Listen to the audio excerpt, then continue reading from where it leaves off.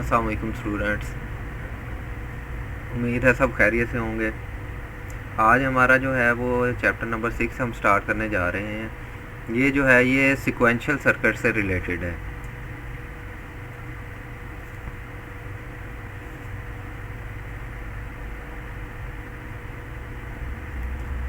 Sequential circuits जो है last time हमने पढ़ा था कम्बिनेशनल सर्किट्स।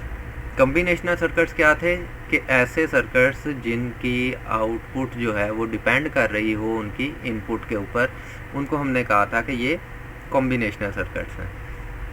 आज हम देखेंगे सिक्वेंशियल सर्किट्स को। तो सिक्वेंशियल सर्किट्स क्या होते हैं? सिक्वेंशियल सर्किट्स ऐसे सर्किट्स होते हैं जिनकी आउटपुट इनपुट के अलावा इनकी प्रीवियस किसी स्टेट के ऊपर भी डिपेंड कर रही है। तो इसमें हमारे पास क्या हो जाता है, आउटपुट डिपेंड कर रही है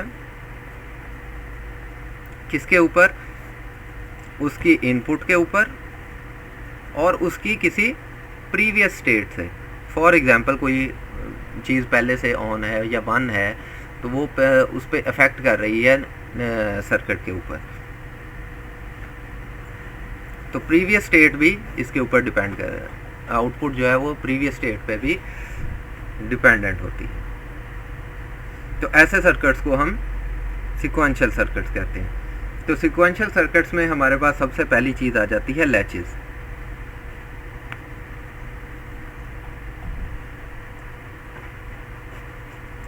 लैचेस क्या होती हैं? ये दो नैंड गेट या दो नॉर गेट, इनका ऐसा कॉम्बिनेशन है जिसमें पहले की इनपुट, पहले गेट की, इन दो में से पहले की जो है वो आउटपुट दूसरे की इनपुट बनेगी और दूसरे की आउटपुट जो है वो पहले की इनपुट बनेगी। और फिर इससे हम क्या लेंगे? उससे हम फंक्शन किस चीज़ का लेंगे? सेट और रीसेट का जो है वो फंक्शन इनसे परफॉर्म करवाएंगे। अगर हम इनकी टाइप्स की बात करें लैचेस की, तो लैचेस की दो टाइप्स होती हैं बेसिकली। एक को हम हाई एक्टिवेटेड कहते हैं और दूसरी जो है वो लो एक्टिवेटेड।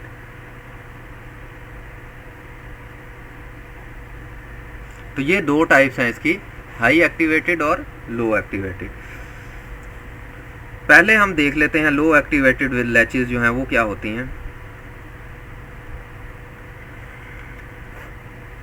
लो एक्टिवेटेड लैचेस ऐसी लैचेस की ऐसी किस्म है जिसकी आउटपुट स्टेट लॉजिक लो यानी ज़ीरो पर तब्दील होती है, उसको हम क्या कहते हैं? लो एक्टिवेटेड। तो इनकी स्टेट जो है वो चेंज कहाँ पे होती है? स्टेट चेंज जो है वो लॉजिक ज़ीरो पे होती है। ये अगर लो एक्टिवेटेड को देखें तो ये जो है ये नैंड गेट से मिलके बनती है, यानी कि इसमें कितने दो नैंड गेट इस्तेमाल होंगे। इसके दो इनपुट टर्मिनल होंगे, सेट और रीसेट, और दो जो है वो इसके आउटपुट टर्मिनल होंगे, क्यू और क्यू बार या क्यू डैश के साथ भी इसको डिनोट किया जाता है। अब अगर इसकी डायग्राम की बात करें तो इसकी डायग्राम जो है वो हम बनाते हैं अभी। इसमें दो हमारे पास क्या लगेंगे? नैंड गेट लगेंगे। नैंड क्या होता है? एंड का बिल्कुल ऑपोजिट। ये हमारे पास दो नैंड गेट बन गए। मैंने क्या कहा था कि एक की आउटपुट पहले की आउटपुट जो है वो दूसरे की इनपुट बनेगी और दूसरे की आउटपुट जो है वो पहले की इनपुट बनेगी, ठीक है। और एक जो है वो इनपुट टर्मिनल्स है हमारे पास सेट और रीसेट, ठीक है। यहाँ से हमें क्या मिलेगा? क्यू, और यहाँ से हमें क्यू बार। ये हमारी आउटपुट्स होंगी। अब अगर इसको हम टेबल के साथ शो करना चाहें तो हमारे पास इनपुट्स जो हैं वो क्या बनी? एस और आर और एस, सेट और रीसेट। अगर दोनों 0 0 हैं तो हमारे पास क्यू और क्यू बार जो है वो क्या होगा? अगर दोनों 0 0 हैं तो ये हमारे पास वैलिड ही नहीं है। ये स्टेट को हम जो है वो क्या कहते हैं, नॉट अलाउड या अनवैलिड, अनवैलिड स्टेट। क्योंकि हम इससे सिर्फ फंक्शन कौन सा परफॉर्म करवा रहे हैं, सिर्फ सेट और रीसेट का जो है वो फंक्शन परफॉर्म करवा रहे हैं। ठीक है, तो 0 0 पे हमें जो है वो हमारा मतलूबा रिजल्ट नहीं मिलेगा। अगर 0 1 है, फॉर एग्जांपल मैं कहता हूँ कि रीसेट वाले टर्मिनल पे 0 है और सेट वाले टर्मिनल पे 1 है, तो फिर जो है वो हमें क्यू बार के ऊपर क्या मिलेगा, क्यू के ऊपर जो है वो 1 मिलेगा और क्यू बार के ऊपर 0 मिलेगा। ठीक है, इसको हम कहते हैं लैच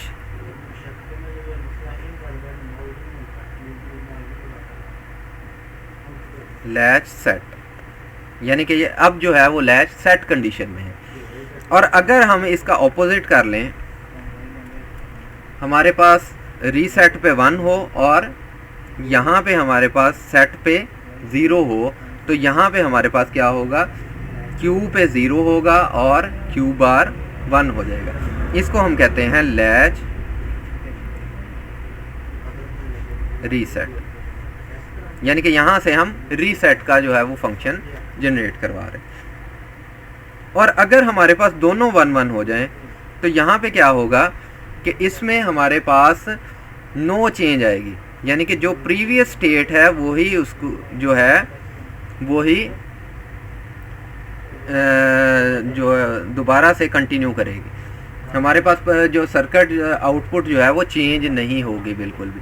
तो यहाँ पे हम क्या लिख सकते हैं कि नो चेंज, कि कोई भी चेंज जो है वो सर्किट में नहीं आएगी, जिस कंडीशन में सर्किट है उसी कंडीशन में रहेगा। ठीक है, सेट और रीसेट का क्या मतलब है कि फॉर एग्जांपल अगर एक चीज़ एक टाइम पे ऑन है तो दूसरे टाइम पे वो ऑफ हो जाएगी। ठीक है, और अगर पहले वो ऑफ है तो दूसरे टाइम पे वो ऑन हो जाएगी। तो इसको हम सेट और रीसेट भी कह सकते हैं। अब इसकी डायग्राम से इसको ज़रा मज़ीद इसकी वजाहत करते हैं कि नैंड गेट की इनपुट के पर अगर हम 0 की वजह से इसकी आउटपुट पर 1 ज़ाहिर हो। फॉर एग्जांपल मैं कहता हूँ कि यहाँ पे एस टर्मिनल पर 0 है और आर टर्मिनल पर 1 है, तो यहाँ पे नैंड गेट 1 जो है इसके ऊपर यहाँ पे आउटपुट के ऊपर क्या शो होगा, यहाँ पे जाहिर सी बात है 0 है, कोई एक भी 0 आ गया तो इसके आउटपुट पे क्या शो होगा, इसके आउटपुट पे 1 ज़ाहिर होगा। ठीक है, तो जब ये 1 ज़ाहिर हो रहा है तो ये 1 जो है वो कहाँ पे आके अप्लाई हो रहा है, यहाँ पे इसके दूसरे टर्मिनल के ऊपर। ठीक है, तो ये 1 जो है यहाँ पे आके अप्लाई होगा। तो जब ये 1 1 हो गया तो अब इसकी आउटपुट क्या हो जाएगी, ऑटोमेटिकली नैंड गेट की हमें पता है कि दोनों 1 हो जाएं तो ये आउटपुट इसकी 0 हो जाती है। तो यहाँ पे स्टेट क्या हो गई, 0 हो गई। तो एक से हमें क्या मिला, 1 मिला और दूसरे से 0।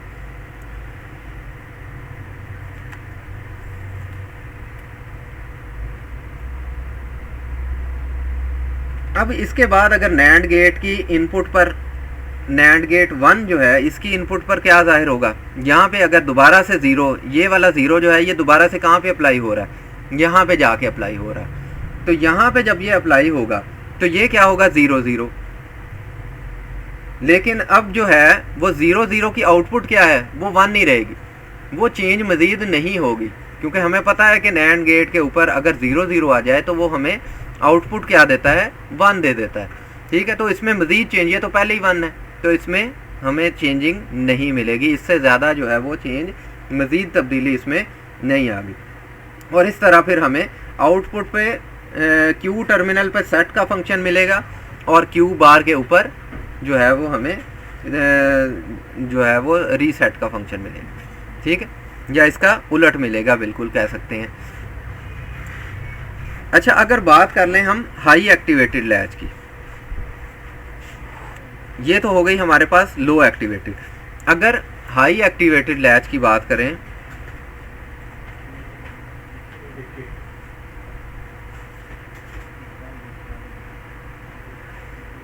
तो हाई एक्टिवेटेड लैच में मैंने पहले बताया था लैचेस जो हैं वो दो तरह के गेट से बन सकती हैं, नैंड गेट से और नॉर गेट से। तो हमने नैंड गेट वाली तो पढ़ ली, जिसको हमने कहा कि लो एक्टिवेटेड है। अब जो नॉर गेट से बनेगी वो हमारे पास क्या कहलाएगी, वो हमारे पास हाई एक्टिवेटेड लैच कहलाएगी। सर्किट सेम रहेगा, सिर्फ गेट्स जो हैं वो यहाँ पे तब्दील हो जाएंगे। यहाँ पे मैंने दो जो है वो क्या बनाए हैं, नॉर गेट्स। अब दोनों जो हैं, मैंने क्या बताया था कि एक की आउटपुट जो है वो दूसरे की पहली इनपुट बन जाएगी, ठीक है, और दूसरे की आउटपुट जो है वो भी वो दूसरे की जो है वो इनपुट बन जाएगी। तो दोनों की आउटपुट जो हैं वो दूसरे वाले की इनपुट्स बन रही हैं, ठीक है। तो यहाँ पे भी हम क्या करेंगे, यहाँ पे ए को आर दे देते हैं, ए को एस दे देते हैं, ठीक है। यहाँ पे हमें क्यू और यहाँ पे क्यू बार या क्यू डैश कह देते हैं, या क्यू बार दोनों भी कह सकते हैं, क्योंकि उसका उलट है तो क्यू बार के साथ भी इसको जाहिर किया जा सकता है। अब अगर इसके टेबल की बात की जाए तो अगर हमारे पास आर एस के कितने कम्बिनेशन होंगे, 0 0 0 1 1 0 और 1 1, यही कम्बिनेशन हो सकते हैं। और इसके अगेंस्ट हमें क्यू और क्यू बार के ऊपर क्या मिलेगा, तो अगर यहाँ पे 0 0 है, दोनों के ऊपर सेट और रीसेट के दोनों इनपुट टर्मिनल्स के ऊपर जो है वो हमें 0 0 मिल रहा है, तो हमें आउटपुट क्या मिलेगी, नो चेंज आएगी, यानी कि जो प्रीवियस स्टेट है उसी पे ही रहेगा, उसमें कोई तब्दीली वाक़ई नहीं होगी। इसको हम कह सकते हैं नो चेंज, ठीक है।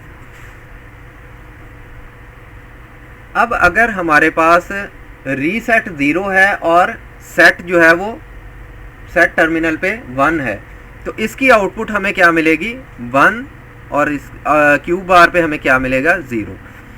और इसका बिल्कुल ऑपोजिट जो है, अगर हमारे पास रीसेट पे 1 है और सेट पे 0 है, तो हमारे पास क्या मिलेगा, इसका आउटपुट ये 0 मिलेगी और यहाँ पे 1 आ जाएगा, ठीक है।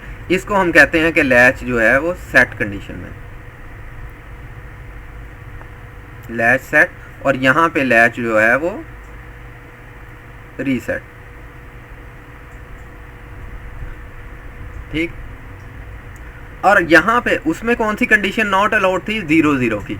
इसमें कौन सी कंडीशन नॉट अलाउड है, यहाँ पे 1 1 की कंडीशन जो है, ये जो वाली, ये जो कंडीशन है, ये हमारे पास नॉट अलाउड होती है, ये हम इस पे अप्लाई नहीं करते, या इनवैलिड जो है वो स्टेट है, इसको हम कह देते हैं नॉट अलाउड, और इसको हम इनवैलिड स्टेट भी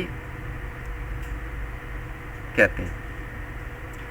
अब अगर ज़रा इसकी डायग्राम के ऊपर जाएं और इसको ज़रा चेक भी करें, तो अगर हम यहाँ पे इसके सेट पर 1 और रीसेट पर 0 जो है वो अप्लाई कर रहे हैं, सेट पर 1 और रीसेट पे 0 अप्लाई कर रहे हैं, तो इसके एक टर्मिनल पे भी 0 आने से हमें क्या मिलेगी, नॉर गेट 2 के इनपुट टर्मिनल पर 1 की वजह से नॉर गेट ये 1 है